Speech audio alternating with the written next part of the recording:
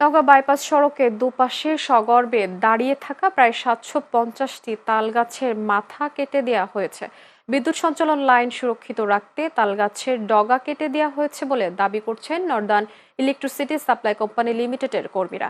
বিদ্যুৎ বিভাগের এমন কাণ্ডজ্ঞানহীন কর্মকাণ্ডে ক্ষুব্ধ স্থানীয় বাসিন্দা সহ পরিবেশ কর্মীরা।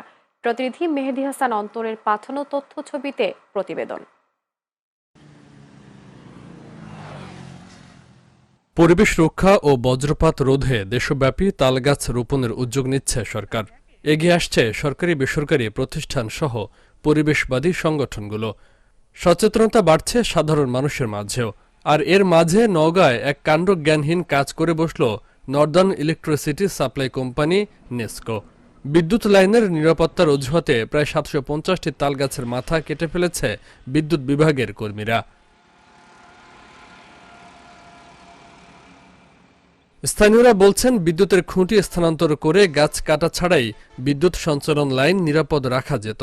কিন্তু বিদ্যুৎ বিভাগের এমন হঠকারী সিদ্ধান্তে ধীরে ধীরে মারা যাবে সৌন্দর্যবর্ধক এবং পরিবেশ বান্ধব তালগাছগুলো। এর ফলে একদিকে যেমন বাড়বে বজ্রপাতে প্রাণহানির শঙ্কা, অন্যদিকে ক্ষতি হবে পরিবেশের, হুমকির মুখে পড়বে জীববৈচিত্র্য।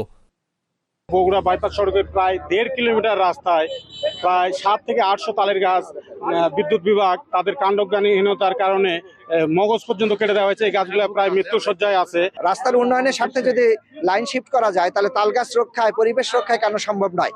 আমাদের দেশে বিগত দিনগুলোতে ব্যাপক হারে যে বজ্রপাতে মৃত্যু বেড়েছে, এই হার বাড়ার কারণ হলো যে তাল গাছের নিধন। সেই তাল গাছগুলো এত সুন্দর করে গড়ে উঠেছে যেটা রাস্তার সৌন্দর্য, পরিবেশ যে ভারসাম্য রক্ষায় দুটো কাজ একসাথে করছিল। সেই তাল গাছগুলো এভাবে কাটা বড় ধরনের অন্যায় করেছে। এ নিয়ে ক্ষুব্ধ পরিবেশবাদীরাও। এই ঘটনায় মামলা করার কথাও বলছেন এই পরিবেশ কর্মী। তালগাছগুলো নওগাঁ বাইপাস সড়কের একটা সৌন্দর্য ছিল, আমাদের পরিবেশের একটা অংশ ছিল। কিন্তু নেসকো যখন এখানে খুঁটি পোতে, তখন তারা অপরিকল্পিতভাবে কোনো রকম পরিকল্পনা ছাড়াই হঠকারী সিদ্ধান্তে এই খুঁটিগুলো পুঁতেছে।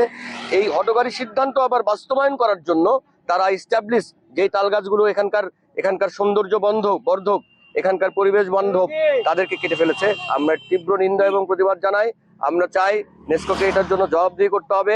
আমরা পরিবেশবাদী হিসাবে নেসকোর বিরুদ্ধে অতি দ্রুত ব্যবস্থা নেওয়ার জন্য বিভিন্ন ভাবে চেষ্টা করব এবং আমরা মামলাও করতে পারি। এ বিষয়ে নেসকো কর্তৃপক্ষের সঙ্গে যোগাযোগ করা হলেও ক্যামেরার সামনে কথা বলতে রাজি হননি কেউই। নওগাঁ সড়ক ও জনপথ বিভাগ এবং বন ও পরিবেশ বিভাগ বলছে, তালগাছগুলোর মাথা কাটা হয়েছে তাদের অগোচরেই। এই ঘটনায় দ্রুত পরিবেশ বান্ধব সমাধান এবং দায়ীদের জবাবদিহির আওতায় আনার দাবি এলাকাবাসীর। Faisal Mahmud, channel S news desk.